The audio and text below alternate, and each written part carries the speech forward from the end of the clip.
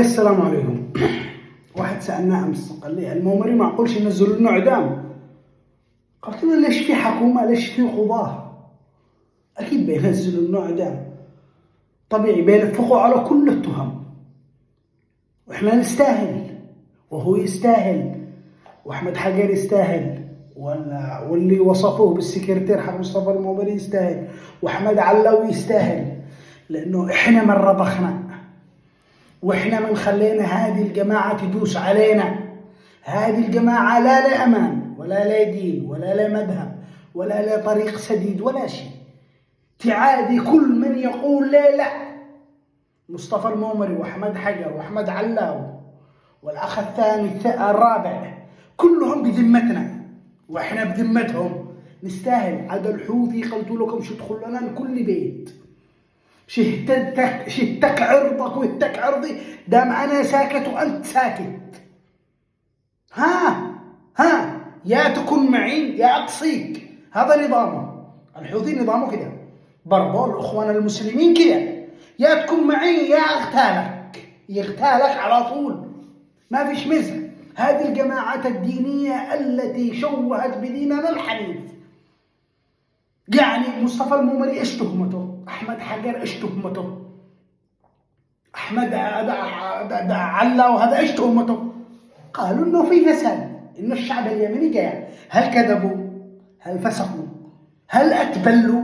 لا، الشعب كله جاوع، لا مرتبات ولا يحزنون.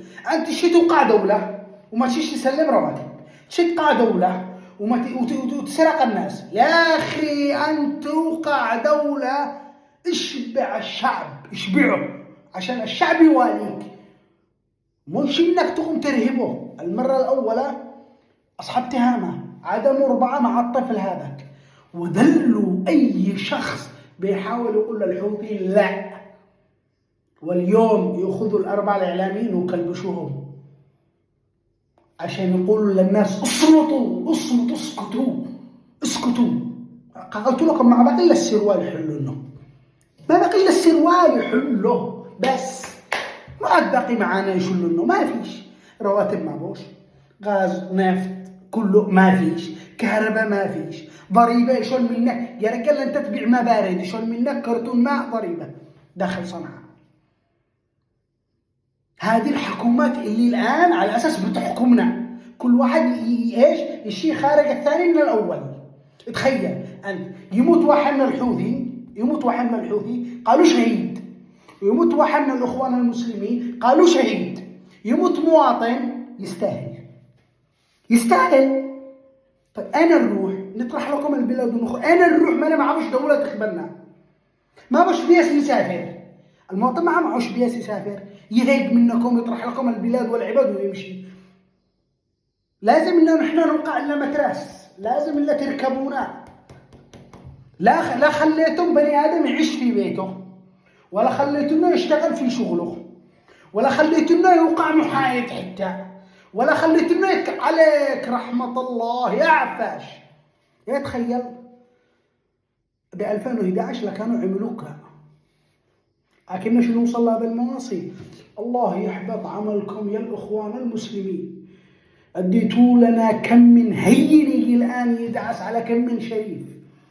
الشريف انداس والمداس ارتفع، شغم مقاوته، شغم سراق ساعات، شغم من الكهف جاءوا دعسوا على كم من عزيز. مصطفى المومري يا ما وقف معهم وطبل للسيد وطبل، واليوم شوفوا كيف أذلوه وبيدلوا كل عزيز. أحمد حجر اشتغل بقناة الهوية حوثية بحتة، وهذا ذلوه، الرجل قوم سافر ملذوع. يا أخوتي هذم الناس قالوا كلمة حق فاهتانت كرامة بسلطتهم الفائضة. قوموا فزوا، كل واحد يعمل منشور، كل واحد يعمل تظلم، يعرفوا الناس إنه إحنا ما بنسكتش، ما احنا السبائك، ما احناش مربلين ربل. كل ما دعست علينا، كل ما سمعنا كلامك، لا يا بعيش بكرامة يا أنا ما همني، أنا خارج البلاد، أنا عليا أنت اللي أموت عليك قهر، بيلفقوا عليك 1000 تهمة بس لأنك شريف.